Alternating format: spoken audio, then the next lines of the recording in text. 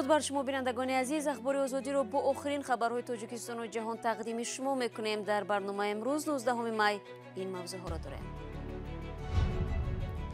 از درخواست عفو مهاجران تا نیزهای اخیر مرزی میان تاجیکستان و قرقیزستان، نتیجه ملاقات وزیران کارهای خارجه تاجیکستان و روسیه در دوشنبه. دوستان تاجیکستانی ما وعده دادند که به مهاجران کاری ضرورت اجرای قانونهای کشور میزبان را میفهمانند.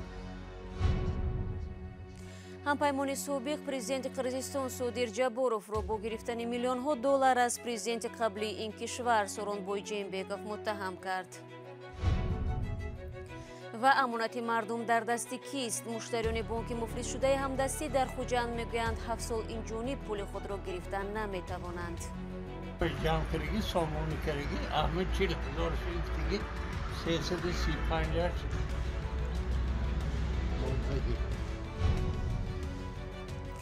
سرگей Лавров вазири корҳои хориҷии Русия гуфт ки кишвараш тарафдори пурра барқарор шудани робитаҳои ҳавоӣ бо Тоҷикистон аст.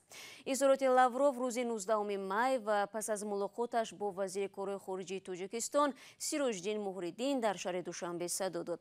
бинобар пандемияи коронавирус парвози маъмулии ҳавопаймоҳо миёни ду кишвар қатъ шуда аз оғози моҳи апрели имсол бо шумори маҳдуд сурат мегиранд. Амриддин Олимов ва Алишер Зарифӣ тафсилоти мулоқоти Сироҷдини Муҳриддин ва سرگей Лавров ро дар ихтиёр доранд. вазири корҳои хориҷии Русия Сергей Лавров бо ҳамтои тоҷикаш Сироҷиддин Муҳриддин баъд аз мулоқоташон дар назди хабарнигорон аз натиҷаи он гузориш доданд. Сироҷиддин Муҳриддин гуфт зимни мулоқот ба масъалаи ҳамкорӣ дар самти муҳоҷират таваҷҷӯҳи махсус зоҳир карда шуд. ҳамзамон таваҷҷӯҳи дӯстони русамонро ба масъалаи ҳанӯзам равшан набудани мақоми ҳуқуқии оилаҳои муҳоҷирони корӣ ва донишҷӯёни тоҷике ки дар донишгоҳҳои қаламрави Русия таҳсил мекунанд ҷалб кардем.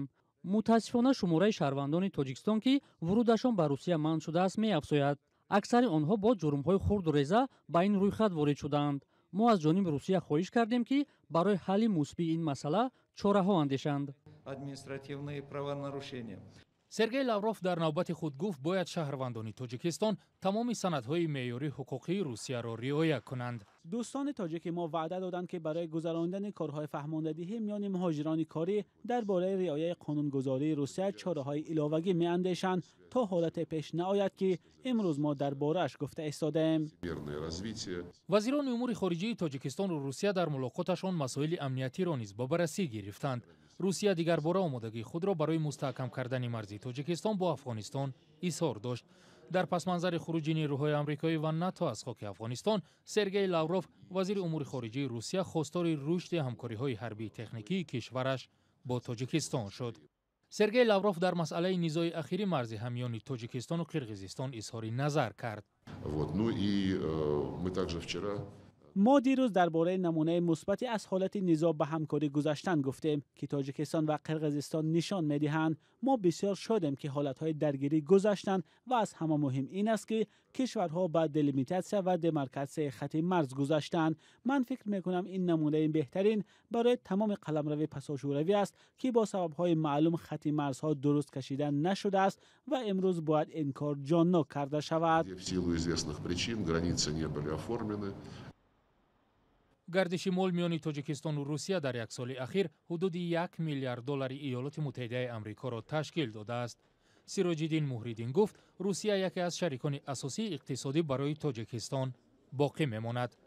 امریدین اولیموف، علیشر ظریفی، رادیو آزادی، دوشنبه. аслан Сергей Лавров барои ширкат дар нишасти вазирони корҳои хориҷии созмони паймони амнияти дастаҷамъӣ ё худ СПАД ба Душанбе омад ва мулоқоти ӯ бо ҳамтои тоҷикаш рӯи ин нишаст соя гузошт. аммо ҳамкорони мо ҷузъиёти нишасти созмони СПАДро ки имрӯз баргузор шуд пайгирӣ доранд. ҳамоиши навбатии ташкилот дар пай он сурат мегирад ки моҳи гузашта дар марзи Тоҷикистону Қирғизистон ду узви СПАД муноқишаи мусаллаҳона сар зад. ҳамкорам Хиромон Бахозода бо ишора ба ин танишҳо аз Эдуард Леман, профессори донишгоҳи амрикоӣ, то куҷо корсоз будани созмони СПАДро суол намуд. سازمان پیمان امنیتی دستجمعی مرحله به مرحله ثابت کرد که نتوانست به هدفهایش برسد. هرچنان نهادی است که باید به تهدیدهای امنیتی کشورهای اعضا رسیدگی کند. این سازمان نشان داد که نمیتواند وقتی در کشورهای عضو بحران پیش می آید به آن رسیدگی کند. از جمله در سال 2010 این سازمان نتوانست به مناقشه قومی در شهر اوش قرقیزستان دخالت کند. گذشته از این ماه اپریل سال جاری سازمان پیمان امنیت دست جمعی به نیزهای مرزی بین تاجیکستان و قرقیزستان که هر دوی این کشور عضو این سازمان هستند چاره ناندیشید. ما همچنان دیدیم که کشور اعضای سپد ارمنستان در ماه نوامبر سال گذشته با آذربایجان وارد درگیری شد و این نهاد نتوانست کار انجام دهد.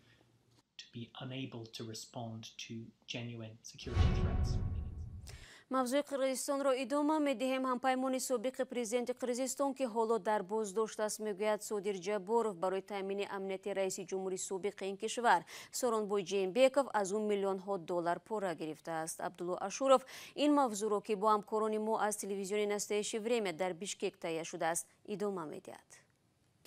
президенти қирғизистон Содир Ҷабборовро ба порагирӣ муттаҳам мекунанд. яке аз собиқ ҳамкорони ӯ Мелис Аспеков гуфт ки Ҷабборов барои маблағгузории барномаи интихоботиаш аз президенти собиқ Сооронбой Ҷэймбеков бар ивази гарави амнияти ӯ 10 миллион доллар пора гирифтааст. ба қавли Аспеков, президент дар ҷараёни интихобот қонунро ҷиддан вайрон карда буд. Аспеков гуфтааст ки дар маъракаи интихоботии Ҷабборов чандин дафъа пора гирифта ин пулҳоро дар таблиғоти худ истифода бурд, вале ситоди интихоботи ин маблағҳоро сабти ном накард. худи Аспеков ки бо чунин як изҳороти бисёр сахт садо баланд кард, ҳоло дар боздошти муваққат аст. ӯро дар тамаъҷӯӣ гунаҳкор медонанд. боздошташ аввали соли ҷорӣ буд. Аспеков гуфт ки пеш аз боздошташ ба ҳайси раҳбари ситоди интихоботии Ҷабборов дар вилояти Чуй ифои вазифа кардааст.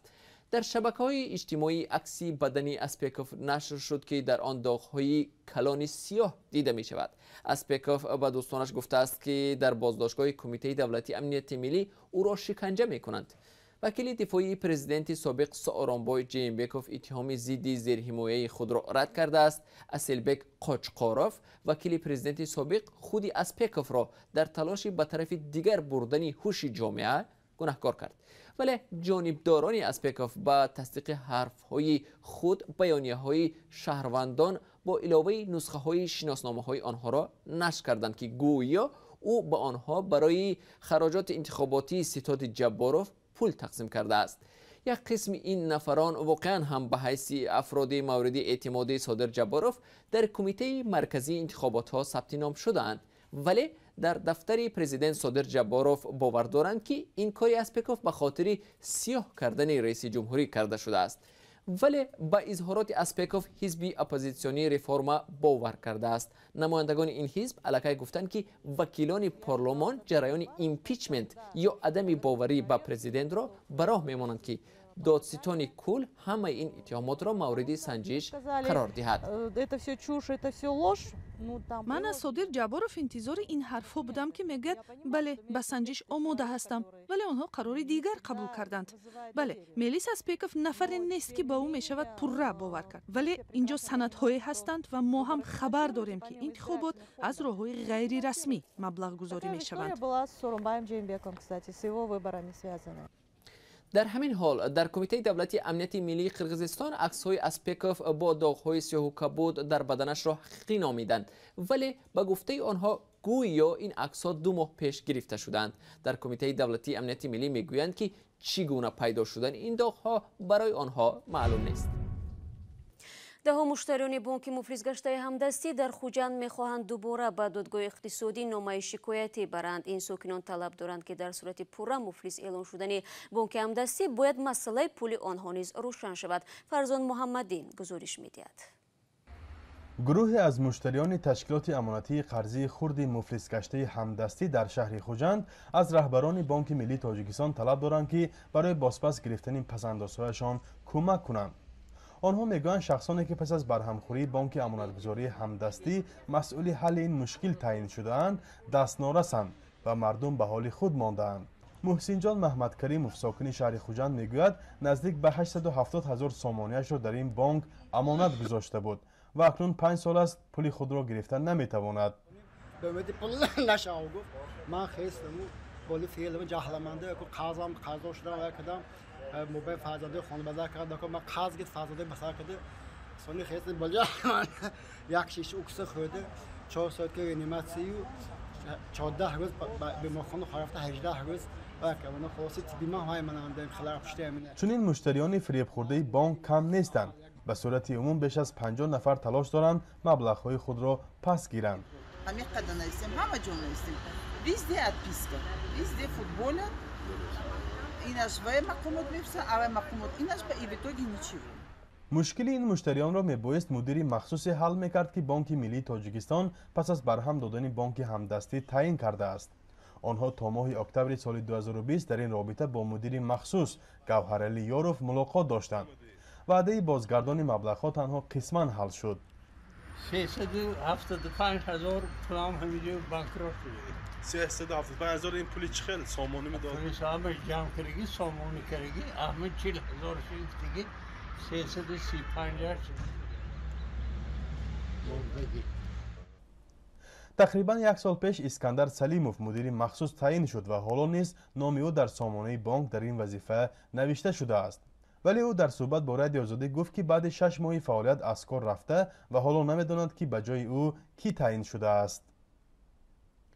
بانک خردی همدستی سال 2009 تأسیس شده ولی از ماه ایول سال 2015 به دلیل آنکه بحران مالی جهانی در آنها را هم کوفته و قرضداران پول بانک را نمیگردانند، پرداخت فایده و برگردانیدن پول مشتریان را قطع کرد. در اولهای سال 2016 بانک ملی همدستی را به سبب اجرا نکردن عهدهداری‌های خود در نزد میزاجان برهم داد. در پی دادگاه اقتصادی آن را مفلس اعلام کرد. مدیر سابق آن سریا پاچاجانووا در عین حال در محبس است. پرونده او تا سال 2017 در دادگاه مورد بازبینی قرار گرفت و اخیراً دادگاه خوجند او را برای 18 سال روانه زندان کرد. دادگاه پاچاجانووا را برای صادر کردن چندین جنایت از جمله از خود کردن پول مشتریان بانک با راه قلابی، ساخته‌کاری حجت‌ها و سوء استفاده از وکالت مجرم شناخت. در زندان بودن مالک بانک به ما هیچ سبکی نمی‌آورد. حالا ماموریت بانک ملی در شخصیت زیبا سیرای و به ما وعده دادند که با برهم دهندگان مسئله چرا تا حال نپرداختن مبلغ‌های ما را بررسی می‌کنند. چون که شریکان دیگری مالکان بانک همدستی که با قرار سود اقتصادی برهم داده شده است، اموال باقی مانده را تا کجا مقصدناک استفاده کردند معلوم نیست.